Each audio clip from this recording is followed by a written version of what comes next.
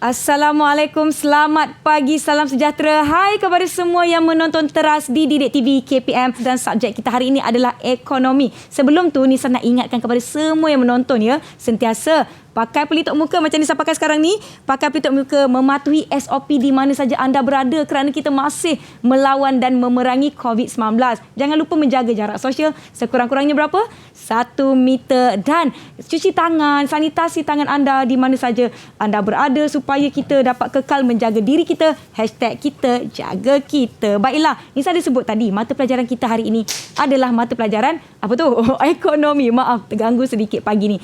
Nisa nak ingatkan di waktu-waktu pandemik ni bukan sahaja hidup kita terkesan, ya, belanjawan kita, ekonomi kita. Jadi mungkin hari ini adalah asas kepada apa yang mengesani hidup kita pada zaman kini. Jadi semua, bukan setakat penonton-penonton yang menengah atas, tetapi seluruh rakyat Malaysia juga haruslah beri perhatian terhadap topik kita pada hari ini. Dan guru yang akan bersama-sama dengan kita bukan calang-calang guru. Kita nak berkenalan dengan beliau. Jom kita tonton profil ini.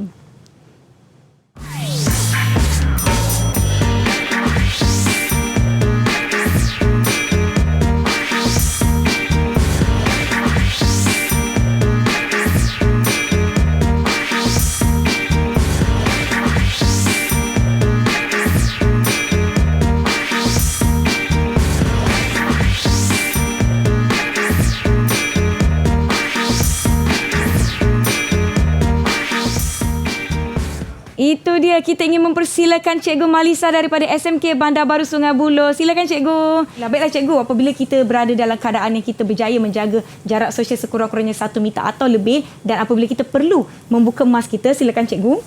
Pastikan anda buka mask anda dan simpan mask anda sebaik-baiknya. Contohnya macam Cikgu ada saku plastik. Saya ada bekas khas saya untuk mask, dan apabila mask anda sudah kotor, jangan lupa tukar. Jangan pakai melebihi 8 jam. Baiklah, itu yang kita nak ingatkan kepada mereka di luar sana. Hari ini, Nisa nak ulang kembali topik kita adalah ekonomi menengah atas, dan kita nak merangkumi ataupun pelajari khususnya di bahagian belanjawan peribadi. Ini yang Nisa sebut tadi. Maklumlah kita sekarang terkesan Cikgu, macam-macam terjadi dalam hidup kita, dan saya rasa amat penting untuk semua orang, bukan setakat pelajar-pelajar, murid-murid kita untuk belajar topik ini kan Cikgu kan? Ya, betul. Jom Cikgu, saya nak jemput Cikgu untuk pakai hand sanitizer sebelum mata pelajaran kita dimulakan sebentar lagi. Mungkin Cikgu boleh kongsikan sedikit apa pentingnya belajar topik belanjawan peribadi ini. Okey, terima kasih Nisa. Okey, sebenarnya kita belanjaan peribadi ni penting untuk menguruskan keuangan. Ya. Yeah. Okey. Jadi apabila kita dapat menguruskan keuangan kita dengan baik, maka kita tidak akan melakukan hutang, kita tidak akan ada masalah muflis dan sebagainya. Muflis. Ada yang saya nak tanyakan pada Cikgu mengenai muflis, tapi itu mungkin akan datang. Cikgu, kita tidak berdua-dua saja. Pada pagi ni kita ada murid-murid, rakan-rakan daripada SMK Bandar Baru Sungai Buloh juga. Kita ucapkan selamat datang.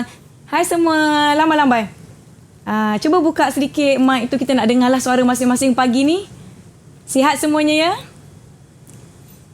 Sihat. Sihat, Alhamdulillah. Okey, baiklah adik-adik, murid-murid yang akan kembali ke sekolah ataupun telah kembali ke sekolah, Nisa nak ingatkan menjaga SOP. Salah satunya, apabila kita nak ucap selamat pada cikgu, kita letak tangan di dada. Jom semua. Baiklah, semua dah bersedia ke dengan pelajaran kita pada hari ini? Mungkin kita boleh berkenalan dahulu. Siapakah gerangan yang bersama-sama dengan kita? Kita mulakan dengan Farah di atas sana. Silakan. Hai, nama saya Farah Radia binti Fadullah daripada SMK Bandar Baru Sungai Buloh. Terima kasih. Seterusnya, Sarah ya di atas tu. Sarah. Ya. Assalamualaikum. Nama saya Isti Maisarah binti Rosman daripada SMK Bandar Baru Sungai Buloh. Baik, seterusnya. Silakan Huda. Hai, Assalamualaikum. Saya Kunur Ilhami Huda binti Rosman daripada SMK Bandar Baru Sungai Buloh. Terima kasih. Silakan Iza. Assalamualaikum, saya Nur Izzah binti Ahmad Sanusi. Saya daripada SMK Bandar Baru Sungai Buloh. Baik, kita ada Aliza, silakan. Hai, Assalamualaikum. Nama saya Aliza Rahmawati binti Asman daripada SMK Bandar Baru Sungai Buloh. Yang terakhir sekali, silakan. Hai, Assalamualaikum. Nama saya Muhammad Zaisham. Saya daripada SMK Bandar Baru Sungai Buloh. Baik, terima kasih. Ini semua anak-anak murid cikgu ya? Okey tak ni berjumpa dengan cikgu sekarang ni? Bersedia tak nak masuk sekolah ni? Kalau dah ready, thumbs up bagi Kak Nisa. Pagi-pagi kena ceria sikit, bersemangat sikit. Semua dah bersedia nampaknya cikgu. Baiklah, cikgu, saya nak berkongsi sedikitlah. Kita ada video khas untuk pagi ini di mana kita ada video mengenai kepentingan topik belanjawan peribadi ini. Kita saksikan, jom.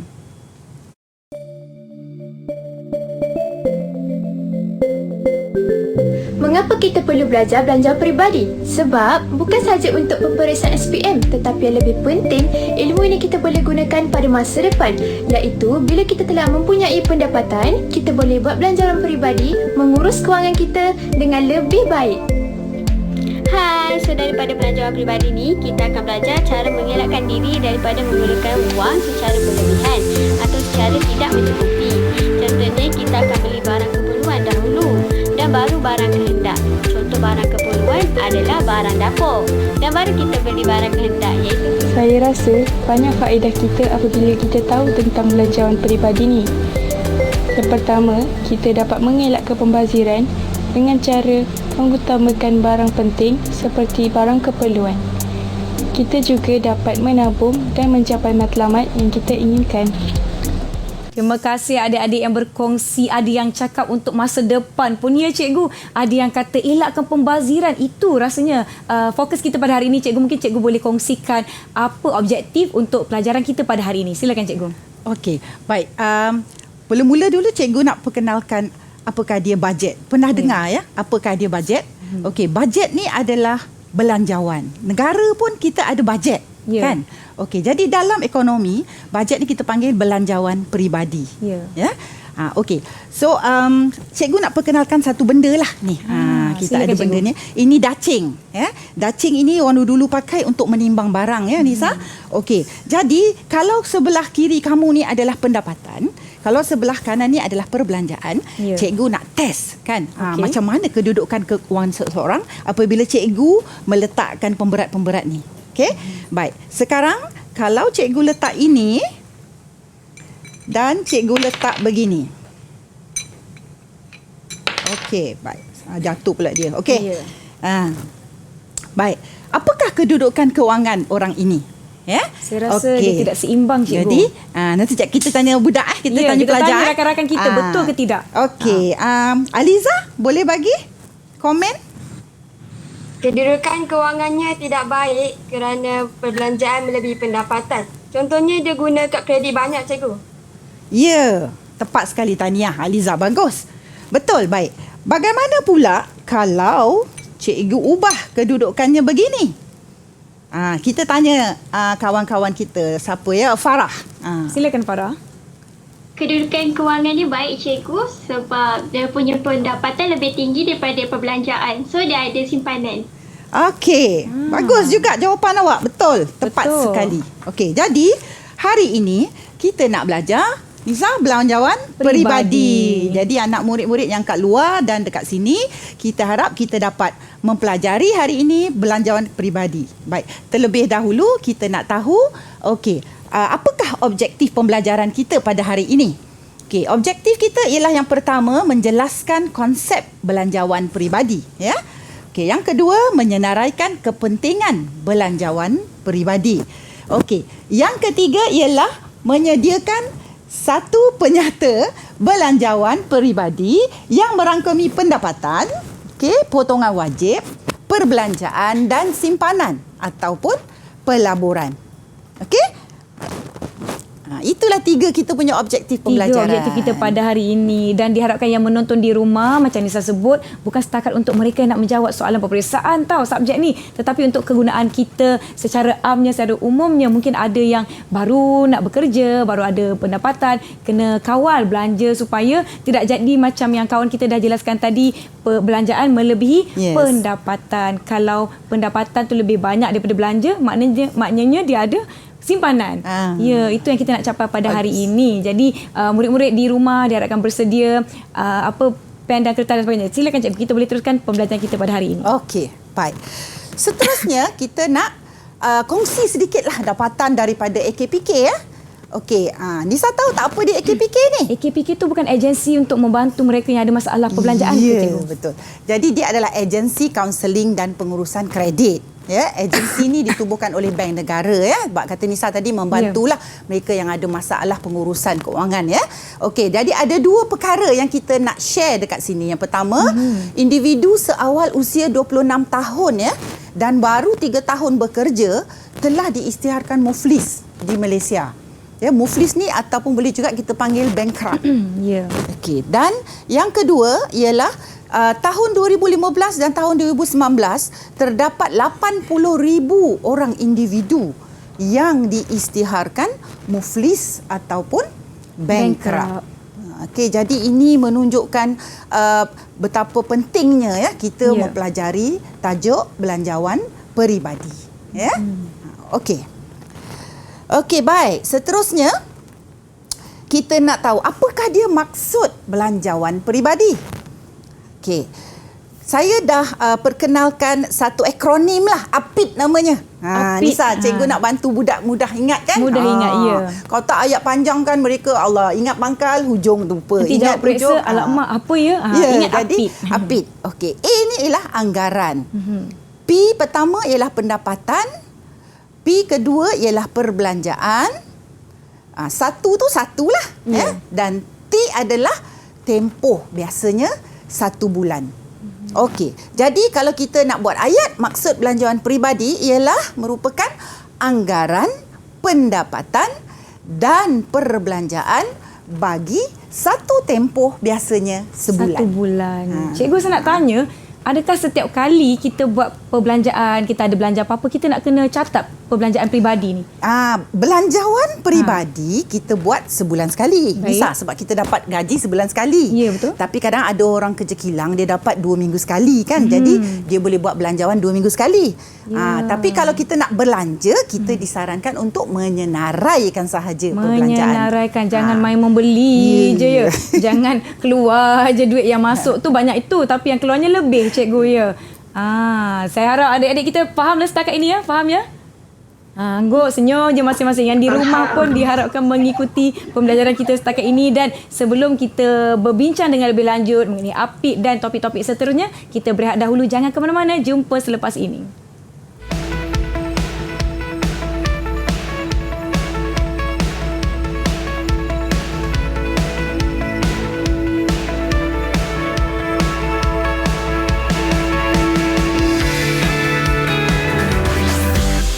TV KPM. Didik TV KPM.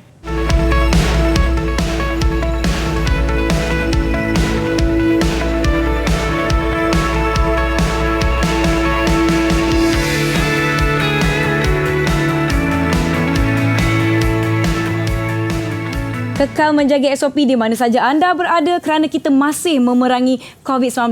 Hai, kembali ke Didik TV KPM. Anda sedang menonton Teras dan subjek kita hari ini adalah ekonomi menengah atas. Topik kita belanjawan peribadi. Tadi cikgu ada sebutkan APID. Mungkin kita boleh ulang. Apa tu APID, cikgu? Okey. Baik, terima kasih Nisa.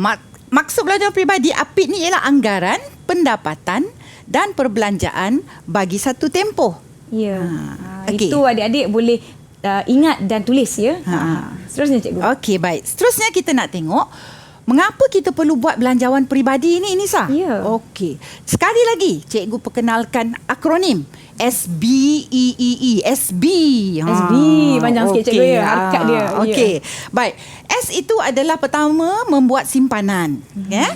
Okey. Yang kedua, B belanja mengikut pendapatan. Okey, yang ketiga, E pertama tu elak pembaziran. Okey. Yang keempat, elak berhutang. Dan yang kelima, elak berlakunya inflasi. Cikgu, apa tu inflasi, cikgu? Banyak dengar tapi mungkin ada yang tak tahu maksud dia. Kita macam sama-sama, kita faham. Cuma kita tak tahu letak dalam perkataan ya. Jadi, okey, inflasi ni Nisa ialah satu keadaan ekonomi di mana harga barang tu naik berterusan. Naik. Kalau ada sekali naik je okey. Tapi ni tak ada naik. Bulan lepas RM1 ni. Tahun ni naik. Tahun ni dah naik lagi. Naik. Contoh dulu kecil-kecil kan. Saya dulu beli nasi lemak 50 sen sebungkus. Sekarang RM1.50 paling murah kan. Ya, betul. Jadi itulah dia inflasi. Naik je. Baik cikgu, terima kasih. Okey. Baik. Jadi hari ni kita nak belajar macam mana cara menyediakan belanjawan peribadi. Dia ada 4 langkah di sini. Langkah yang pertama, kita jumlahkan pendapatan boleh guna. Okey, sekali lagi.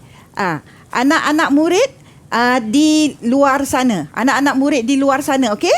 Anak-anak murid di luar sana, tahu tak apa dia pendapatan boleh guna? Okey. Jadi, kita nak tengok apa dia pendapatan boleh guna. Kalau kita tengok macam ni je, kita rasa macam yang boleh digunakan lah, kan? Dapat gaji gunalah. Ya, tapi bukan semua je sah. Jadi kat sini kita tengok jumlah pendapatan yang boleh diguna. Ada ujung dia tu, selepas ditolak potongan wajib. Okey. Jadi dia ada rumus dia. Ada matematik sikit lah, mengira kan lah. Sebab wang ni kan duit. Duit ni kan angka kan. Okey, jadi kat sini jumlah pendapatan tolak jumlah potongan wajib. Ingat tu Okey, jumlah pendapatan tolak potongan wajib. Sebab nanti kita nak kira, cikgu suruh kira Jadi cikgu harap yang di rumah dan yang di sini sediakan mesin kira, kalkulator. Sebab kita akan berlatih mengira pendapatan boleh guna. Bersedia semua adik-adik ya. Baik. So, apakah potongan wajib? Okey, potongan wajib ni ada 4 jenis. Okey, 1, kumpulan wang simpanan pekerja atau kita panggil KWSP. Bahasa Inggeris ni kadang-kadang mak-mak ni, bapa-bapa dia sebut EPF. Umur aku dah 55 nak keluar EPF. Kan? Okey. Jadi ini di kadar kita carum tiap-tiap bulan dipotong dari gaji tu Nisa 11%. Dan siapa yang bayar? Biasanya yang mencarum ni ialah pekerja swasta dan kerajaan. Okey. Yang kedua, cukai pendapatan individu. Baik. Dia ni adalah mengikut kadar, ya. Dan siapa yang bayar? Individu yang berpendapatan melebihi jumlah tertentu. Dia ada dia punya jumlah minima dia. Lepas jumlah tu baru kita boleh bayar cukai pendapatan. Baik. Yang ketiga, Perkeso, Pertubuhan Keselamatan Sosial Pekerja. Baik. Ini bahasa panjang, bahasa buku teks kan. Tapi mak bapak kita selalu sebut SOKSO. SOKSO. Okey, contohlah aksiden, boleh claim SOKSO lah. Dan sebagainya. Okey, jadi yang ini kadarnya 1.75% daripada gaji kita dipotong setiap bulan. Jadi kita mencarum 1.75%. Siapa yang bayar yang ni? Yang mencarum ni? Pekerja swasta saja. Okey? Dan bagi yang bergaji kurang daripada RM4,000 Nisa? Okay. Baik. Dan akhir sekali, kita sebagai orang Islam, wajiblah ni memang zakat lah. Zakat. Jadi kadar zakat ialah 2.5%. Dan siapa yang bayarnya? Orang Islam yang cukup syarat. Okey? Okey. Baik. Ada soalan ke dari student? Ada anak-anak kita, anak-anak ada kita soalan? cikgu, adik-adik kita yang nak bertanya soalan. Saya ada soalan cikgu. Ya, silakan Aliza. Siapa tu? Aliza. Cukai pendapatan dikira setahun sekali. Tapi mengapa potongan wajib ni dipotong sebulan sekali? Bagus. Betul tu juga kan? Kan kita taksir kan setahun sekali kan? Ya, betul. Bila keluarkan iklan tu kan, sudahkah anda mentaksir kan? Ya, betul. Okey, baik. Okey, terima kasih Haliza pada soalan tu. Bagus sebenarnya. Baik.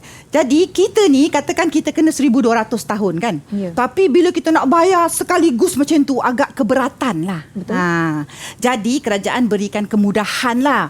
Dipanggil PCB, potongan cukai berjadual. Jadi dari 1,200 tu kita bagi 12 balik. Jadi kita potong 120 sebulan, 120 sebulan, RM100 sebulan, 100 sebulan. Jadi tidaklah rasa sangat terbeban. Tak terasa lah 100 bulan tu mungkin tak berapa sedar lagi kot kan. Kalau 1,200 tu macam alamak 1,200 boleh beli macam-macam. Ujung tahun pula kan. Nak pakai duit banyak. Okey.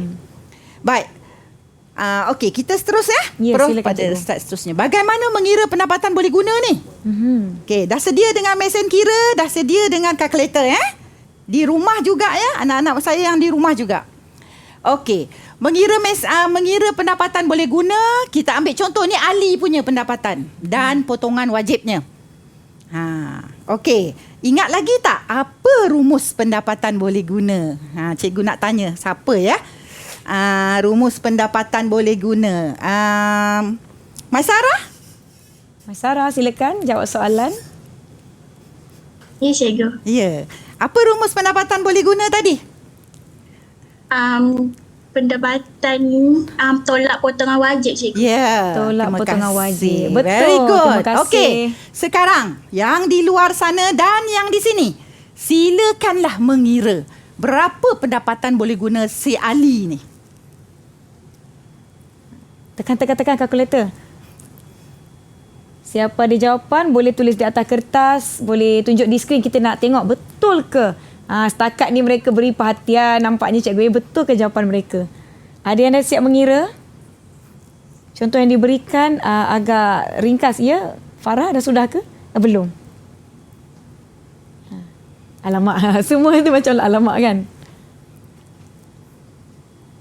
Masih mengira? Ada yang boleh tunjuk dah jawapannya?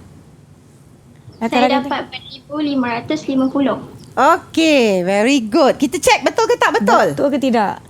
Ni dia. Jumlah pendapatan, rumus tolak potongan wajib. Okey, pendapatan tadi dia ada 3. Gaji, pendapatan sampingan, dividen, simpanan. Okey, potongan wajib dia ada 3 juga. KWSP, cukai pendapatan, zakat.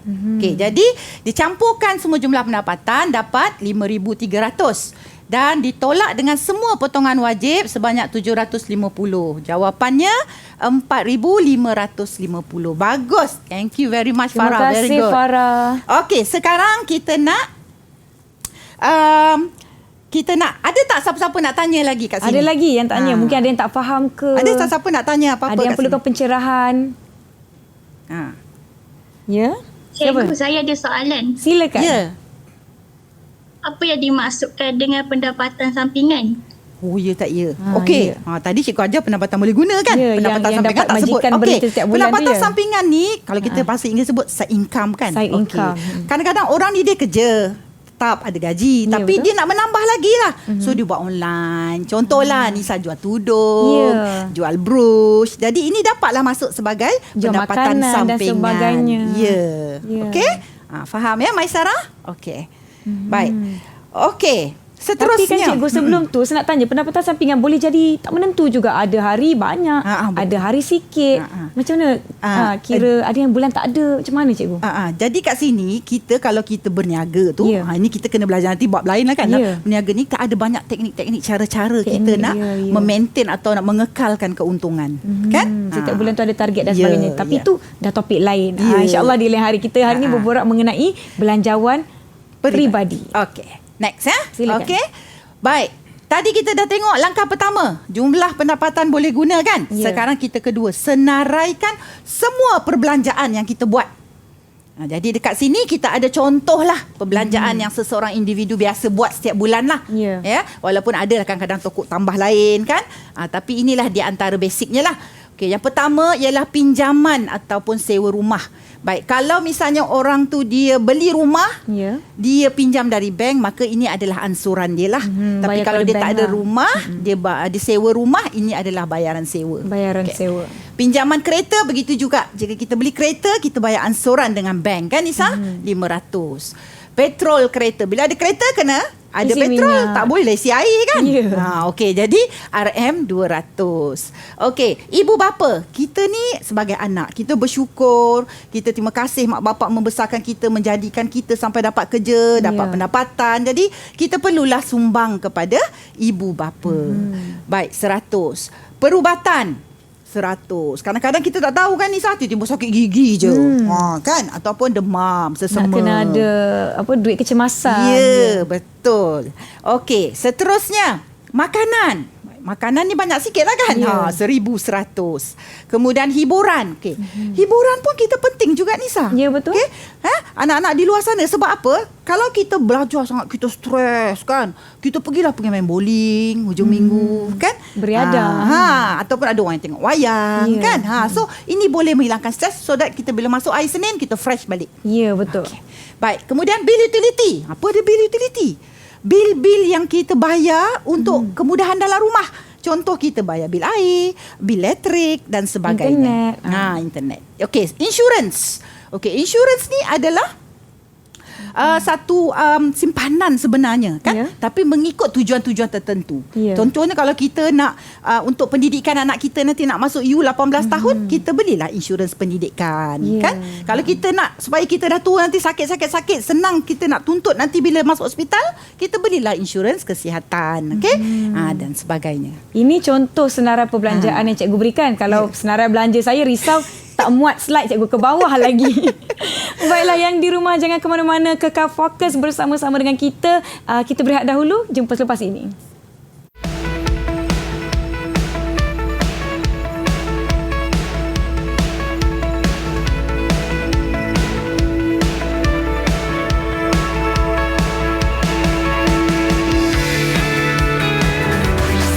Didik TV KPM. Didik TV KPM.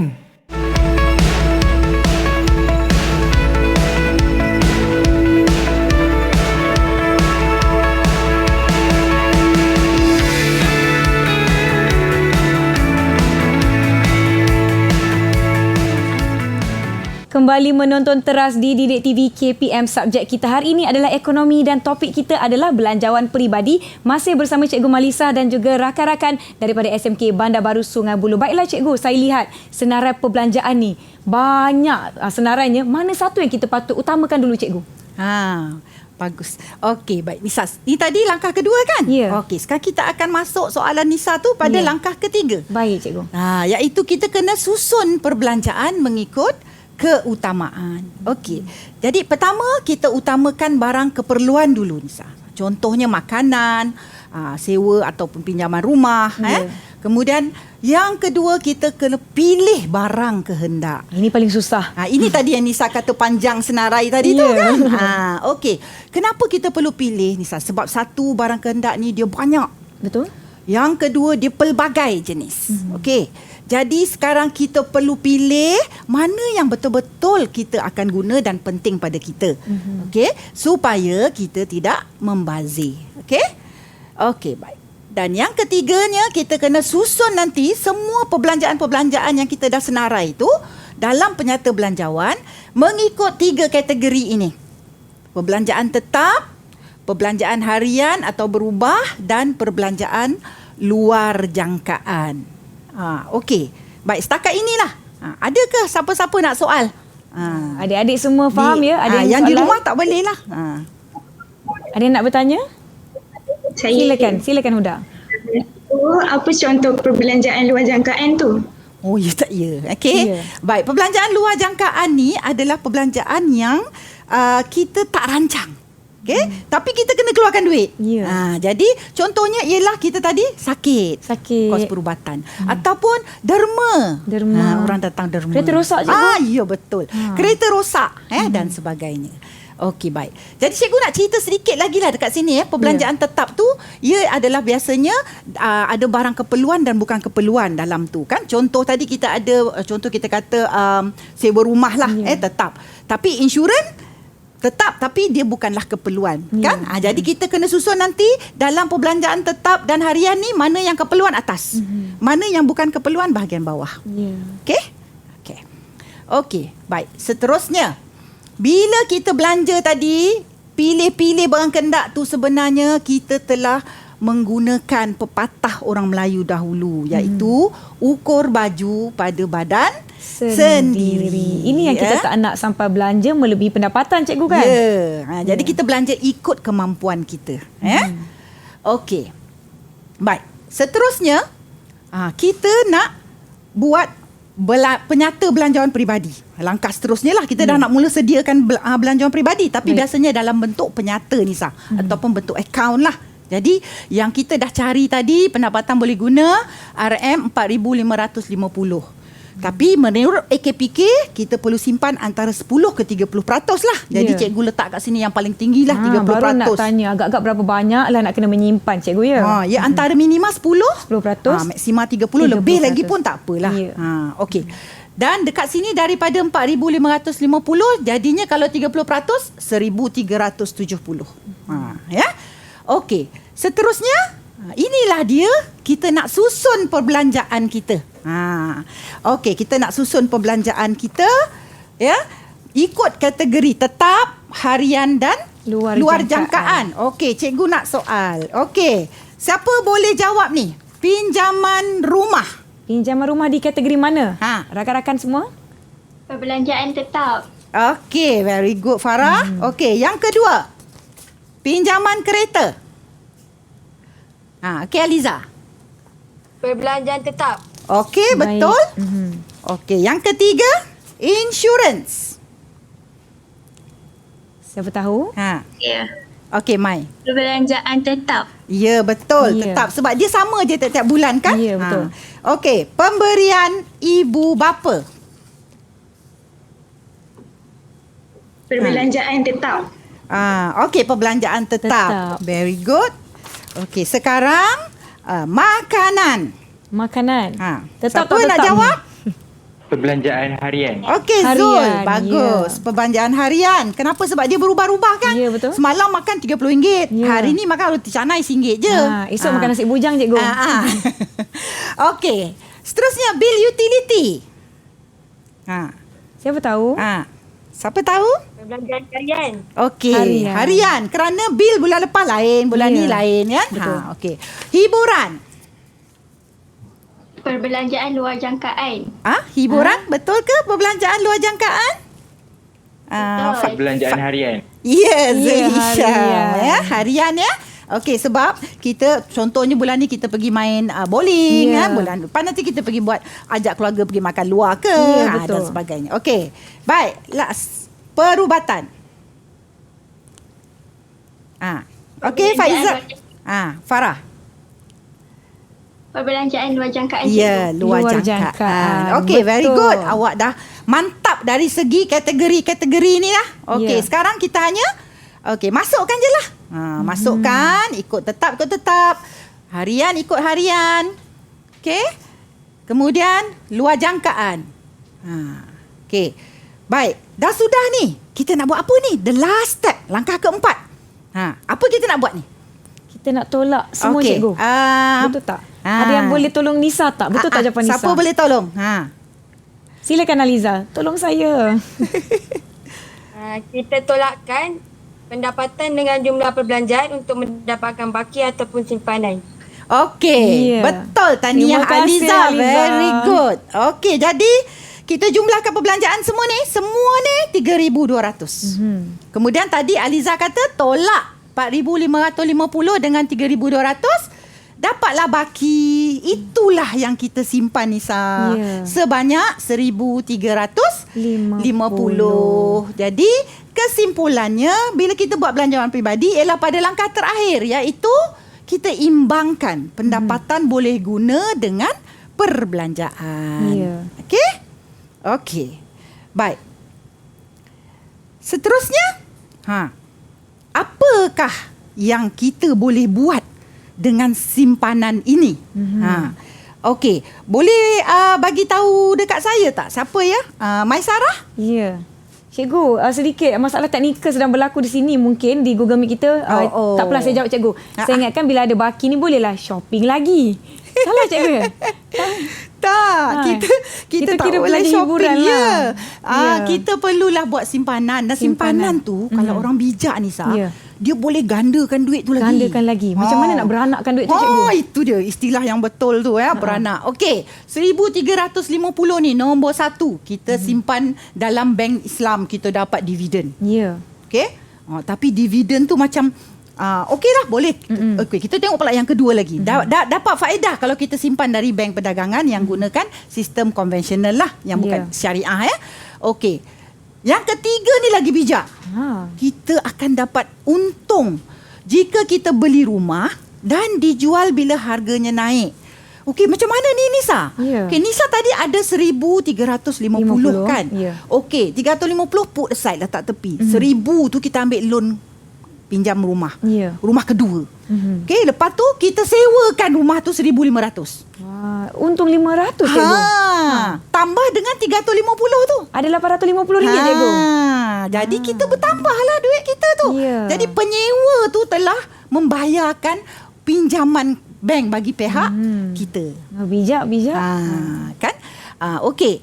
sekarang ni banyak ni trend ni orang-orang muda buat betul. Begini. Tapi bila PKP ni dia terjejas sedikit lah aktiviti ni kan. Okey, baik. Yang keempat, dapat sewa jika rumah tambahan tadi disewakan, yang cikgu cerita tadi lah. Okey, kelima, dapat dividen dan untung jika beli unit amanah. Unit amanah contoh tu macam mana, cikgu? Amanah saham nasional, amanah saham wawasan. Itu di antaranya. Ini pun dia berubah-ubah lah, dia tak tetap lah kan. Yang tetap dekat sini ialah faedah dari simpanan bank perdagangan. Yang itu kalau dia janji 3% lah. Hujung tahun akan nampak lah dividennya, cikgu. Okey. Baik. Yang nombor 6 ni trend cikgu sekarang. Meriah, cikgu. Okey, ini cik-cik Kiah lah ni kan. Makcik-makcik Kiah. Okey, dapat untung jika beli emas dan jual apabila nilainya naik. Maklumlah sekarang ni bila harga emas tengah turun, beratur semua orang kat depan kedai emas, cikgu. Sampai ke blok belakang lagi. Kita nak berborak dengan lebih lanjut lagi, cikgu. Tapi sebelum tu saya rasa saya pun nak kena minum air ni. Saya pun dah berpeluh-peluh ni nak kena buat belanjawan peribadi. Kita berehat sebentar, jangan ke mana-mana.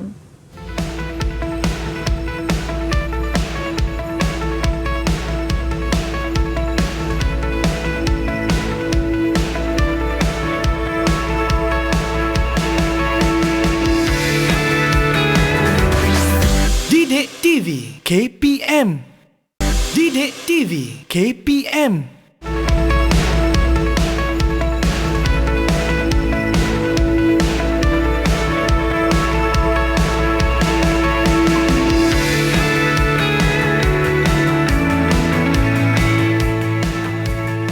Masih menonton teras di Didik TV. Tadi kami tinggalkan anda dengan poin yang nombor 6. Dapat untung jika beli emas. Cikgu, sekarang ni trend pula dah orang beli emas banyak-banyak. Maklumlah harga emas turun. Adakah ini sesuatu perkara yang baik ataupun satu pelaburan yang baik? Dan kalau tiba-tiba perbelanjaan luar jangkaan tadi, kan, perubatan, kemalangan dan sebagainya, nak guna cash secepat yang mungkin. Macam mana tu, cikgu? Itulah dia. Okey, baik. Kita perlu pandai memilih jenis pelaburan lah. Okey, dia semua ni ada pro and con dia. Jadi kalau Nisa beli emas tadi kan, dia punya risiko tu lah dia. Harga turun. Jadi bila Nisa nak jual nanti, bila katakan nak pakai kecemasan kan, nak cash kan, nak cairkan dia, jadi harga dah turun. Tapi kalau misalnya Nisa nak memang yang tak turun-turun, kat sini saya tengok nombor 1 tu dia berubah-ubah dividen. Nombor 2 tu tak berubah, dia tetap. Okey, nombor 3 tu dia tetap juga. Memang sewa rumah ni jarang lah biasanya kan, orang tak ada orang kan. Kalau kita beli lokasi yang bagus. Okey, kemudian yang keempat dapat sewa. Okey, pun juga tetap biasanya. Yang kelima dapat dividen. Dividen ni pun berubah-ubah. Dan yang keenam ni tadi pun untungnya berubah-ubah ikut nilai. Mengikut musim lah, cikgu. Yang tadi yang untung beli rumah tu tadi macam cikgu ada sebut lokasinya bagus. Mungkin tahun ni lokasinya biasa-biasa, baru nak membangun. Lagi 2-3 tahun dia naik kan, dekat kawasan tu naik lagi harga rumah, cikgu ya. Ya, betul. Kat situlah pentingnya kita ada maklumat bila kita nak buat pelaburan. Betul. Okey, boleh kita teruskan Silakan, cikgu. Sekarang kita tengok negara pun ada belanjawan. Okey, jadi dekat sini kita tengok 2021 daripada jumlah hasil kita 236.9 bilion pendapatan lah tu Kemudian kita belanja 322.5 bilion. Nisa fahamlah kenapa kita belanja banyak sekarang PKP dan sebagainya kan. Okey, jadi dekat situ daripada perbelanjaan persekutuan 322 tu, kita bagi kepada dua jenis, pengurus dan juga perbelanjaan pembangunan. Mengurus ni macam contoh bayar gaji pekerja, bagi subsidi, bantuan, semua-semua tu lah. Sebab tu dia besar sangat jumlahnya. Dan ini adalah peruntukan terbesar dalam sejarah di Malaysia. Dalam sejarah negara kita.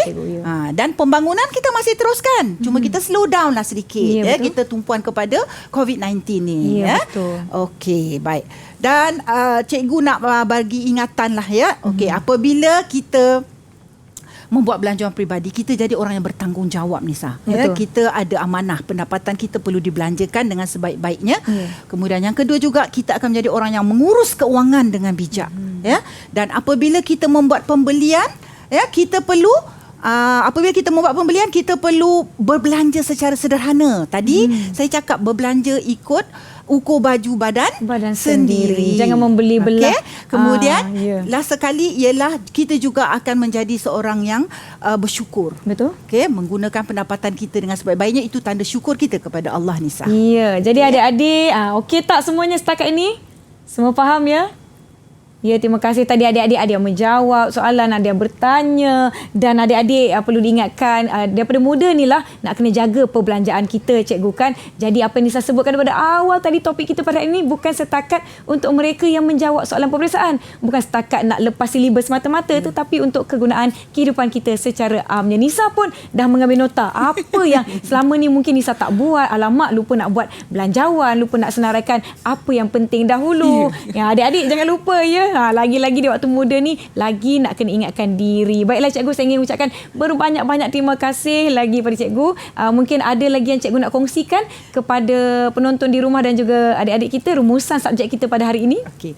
Baik. So rumusannya ialah belanjawan peribadi ini penting. Jadi saya harap sangat anak-anak murid saya di luar dan juga yang di sini supaya mengamalkan, menjadikan tabiat ya sampai ke hari tua. Daripada duit belanja hari ini RM5, kita buat bajet juga. Ya, sampai besok bila dah gaji sampai RM5,000.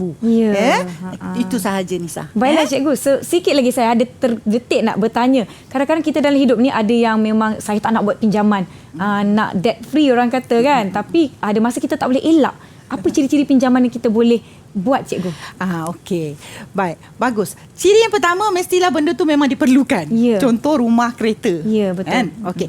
Yang kedua ialah kita mampu bayar Nisa. Betul. Jangan kita pinjam tak mampu bayar, ambil kad kredit sampai RM18,000. Apa tu? Tak mampu bayar. Okey, lepas tu yang ketiga ialah kita mesti ada tanggungjawab nak bayar. Betul. Ada orang mampu tapi tak nak bayar. Dia belanja je. Jadi 3 je ciri tu. Bahagian membayarnya culas. Jadi tak naklah macam tu. Okey cikgu, sikit lagi nak tanya. Tadi cikgu ada menyebut mengenai agihan perbelanjaan, apa saranan KPK. Macam mana kita nak buat agihan tu cikgu? 451. 451. Apa tu nombor telefon cikgu? 40% pinjaman daripada pendapatan. Kalau gaji RM1,000, 400 boleh bayar pinjaman. Okey.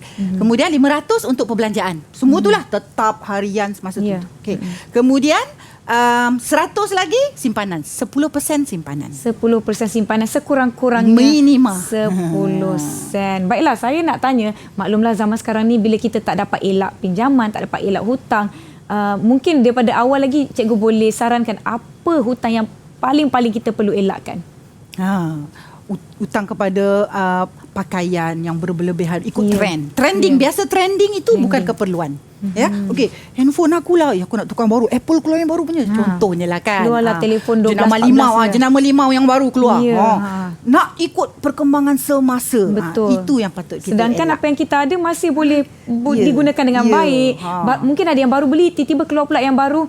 Maklumlah teknologi laju kan. Jadi elakkan belanja yang tidak perlu. Sekali lagi kita ingin mengucapkan terima kasih juga kepada rakan-rakan daripada SMK Bandar Baru Sungai Buloh. Terima kasih semua. Kalau okey, alhamdulillah pelajaran kita pada hari ini. Thumbs up lagi sekali. Alright. Baik. Terima kasih Cikgu Malisa. Saya ingin ucapkan terima kasih sekali lagi. Assalamualaikum. Bye. Lambat adik-adik semua. Bye.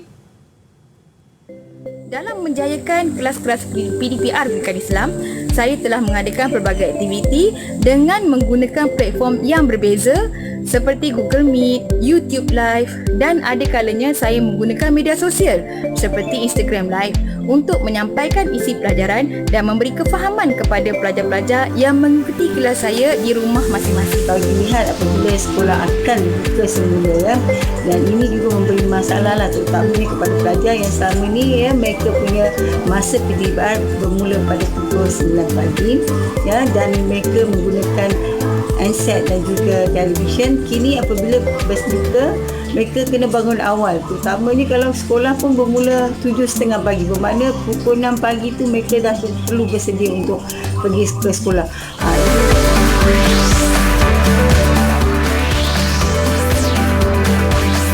Didik TV KPM